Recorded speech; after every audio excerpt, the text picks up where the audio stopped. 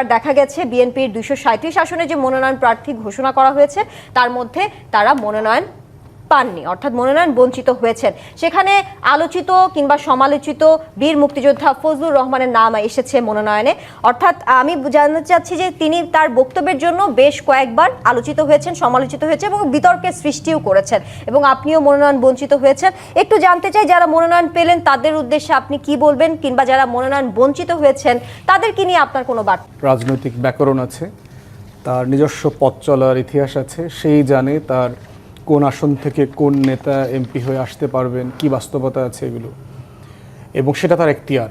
এটা একান্তই বিএনপির জুরিসডিকশন। তবে এই ব্যাপারে এক্সক্লুসিভলি মন্তব্য করবার জায়গা বিএনপির স্ট্যান্ডিং কমিটি, যেহেতু তাদের গঠনতন্ত্র মোতাবেক বিএনপির স্ট্যান্ডিং কমিটি হচ্ছে তাদের নমিনেশন বোর্ড আর কি। দ্বিতীয় কথা হচ্ছে, বিবিসি বাংলার সাথে তারেক রহমান গত মাসে সম্ভবত একটা সাক্ষাৎকার দিলেন। সেখানে উনি বলেছিলেন যে কী ধরনের ক্রাইটেরিয়া উনি বিবেচনায় নেবেন প্রার্থিতা দেবার ক্ষেত্রে। ওখানে উনি জিতে আসার সম্ভাবনা, এলাকার মানুষের সাথে কানেকশন, সংগঠনের নেতাকর্মীদের সাথে সম্পর্ক, এরকম অনেকগুলো ক্রাইটেরিয়ার কথা বলেছেন যেগুলো উনি বিবেচনায় নেবেন। বিএনপির বাহিরে থাকা একজন রাজনৈতিক কর্মী হিসেবে আমার কাছে মনে হয়েছে যে বিএনপি এখনও 2001-এর যে ইলেকটোরাল ডেমোগ্রাফি আছে তার থেকে বের হয়ে আসতে পারে নাই। আমি যে প্রার্থী তালিকা দেখলাম এর ভিতরে ডমিনেন্ট ক্যান্ডিডেট হচ্ছে বলতে পারেন যে খালেদা জিয়ার যে দল, খালেদা জিয়ার যে বিএনপি, সেই বিএনপির নেতারা।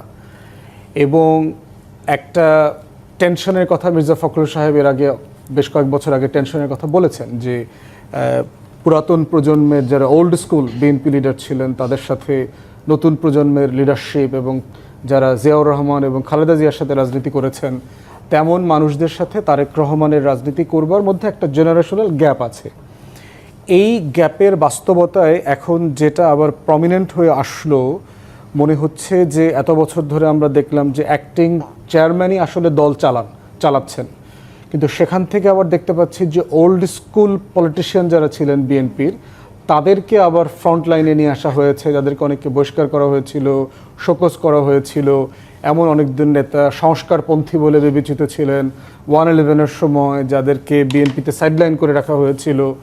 এমন অনেক মানুষদেরকে নমিনেশন দেওয়া হয়েছে, এবং বেগম খালেদা জিয়াকে 3টা আসনে নমিনেশন দেওয়া হয়েছে। তো আমরা তো বরাবরই ওনার স্বাস্থ্যের অবস্থা জানি, উনি অসুস্থ মানুষ। চেয়ারপারসনকে ফ্রন্টে নিয়ে আসার মানে হচ্ছে যে আগামী দিনের পলিটিক্সেও বিএনপির লিডারশিপ আকারে বেগম খালেদা জিয়াকে পোট্রে করা হচ্ছে, এইটা একটা জায়গা আর কি। দ্বিতীয়ত হচ্ছে যে বিএনপির এই নমিনেশন ফ্যাক্টর থেকে আমরা যেটা দেখতে পেলাম 24-এ যে একটা গণ অভ্যুত্থান হয়ে গেছে, এটার মধ্য দিয়ে যে একটা জাতির আকাঙ্ক্ষা পরিবর্তন হয়ে গেছে, নতুন আকাঙ্ক্ষার জন্ম হয়েছে, সেইটার রিফ্লেকশনে যথেষ্ট ঘাটতি আছে।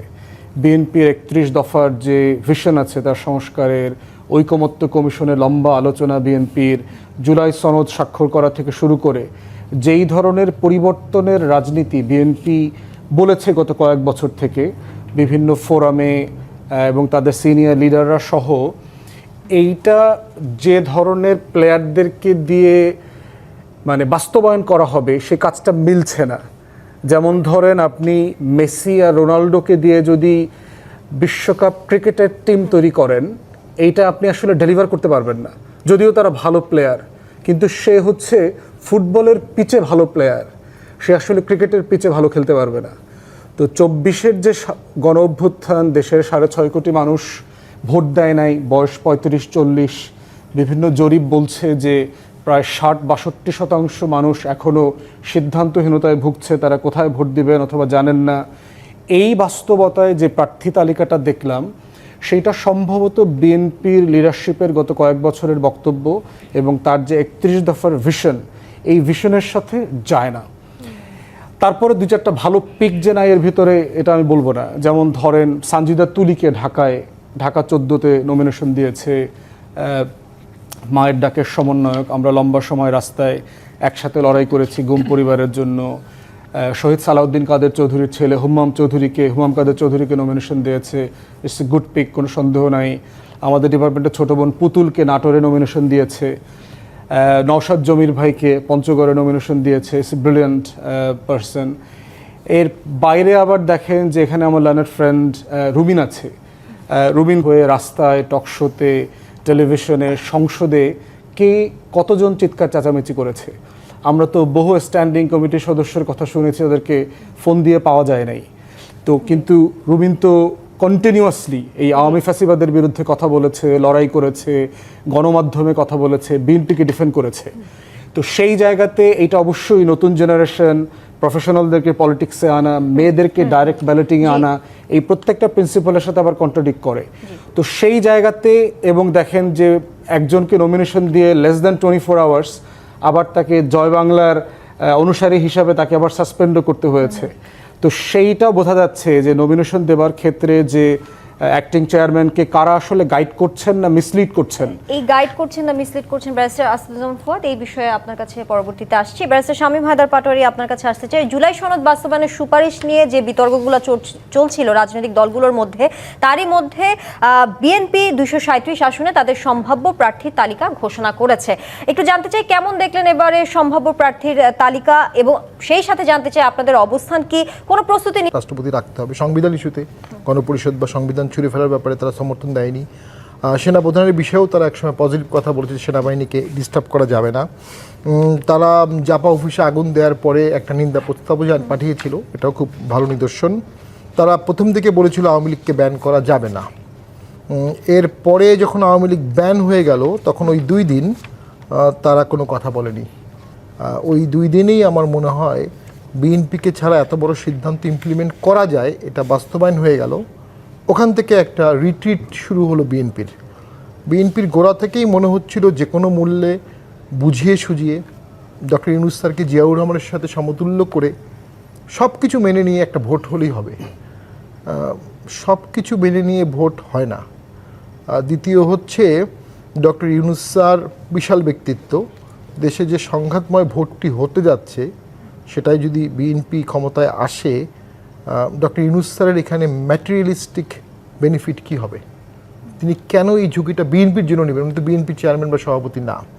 তো সেটার মধ্যেও আমি কোনো লজিক দেখি না যে এরকম একটা সংঘাতময় ভোট উনি করে দিয়ে বিএনপিকে ক্ষমতায় বসিয়ে সেফ এক্সিট করে যায় বা ট্রানজিশন করে দেবেন।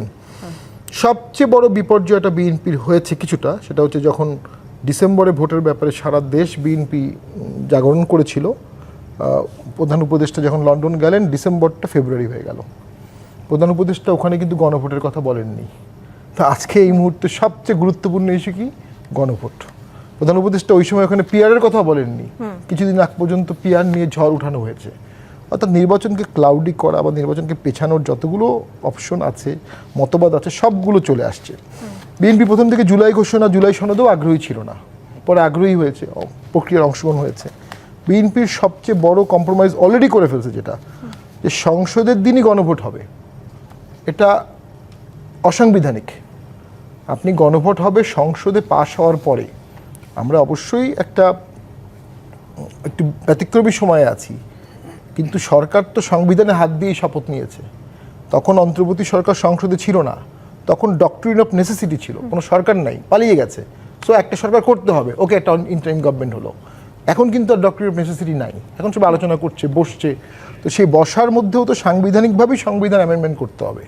তো বিএনপি যখন রাজি হলো সংসদের দিনই গণভোট হবে, এটা একটা অসাংবিধানিক কম্প্রোমাইজ এবং